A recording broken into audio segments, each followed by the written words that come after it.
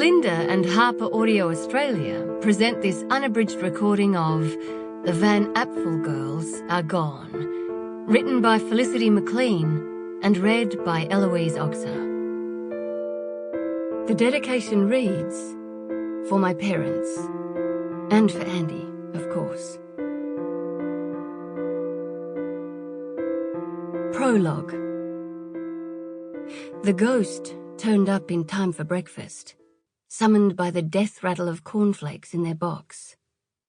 She arrived on foot, bare feet, bare-legged and white-knuckled, in a pale cotton nightie that clung to her calves and slipped off one shoulder as jaunty as a hat.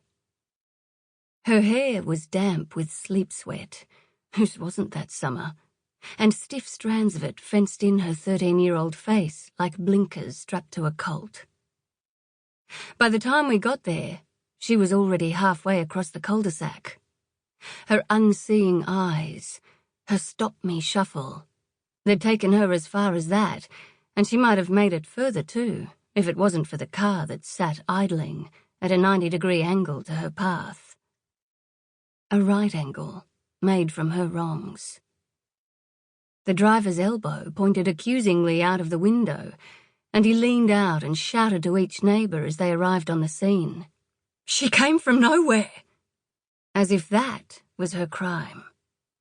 This girl, who appeared from thin air. We came running when we heard shouting.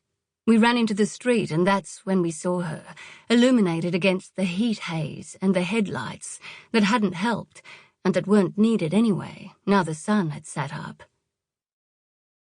"Cordy! It's Cordy Van Apfel!" Jesus Christ!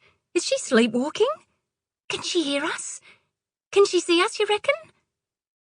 Then Mr. Van Apfel appeared, stepping forward with his arms outstretched and his palms to the sky as if coming in from the Lord's outfield. In that instant, he blocked the sun.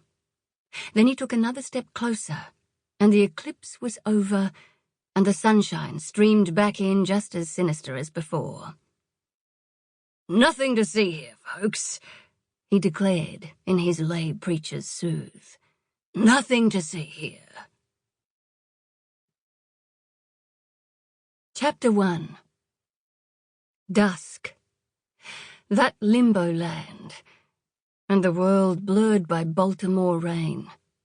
The windows of the cab were smudged with grime and muck, mixed with the misting rain, so that each time the wipers flicked over the glass, they made a greasy arc like a smeary sunrise.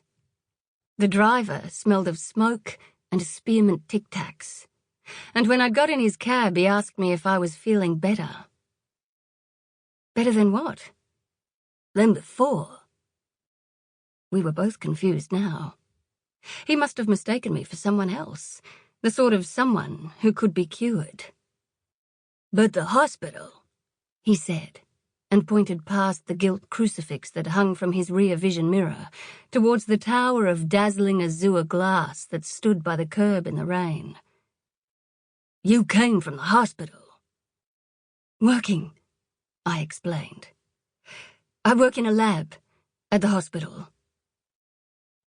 I held up a pile of papers, now damp and softening in my hands, but the driver was looking past me.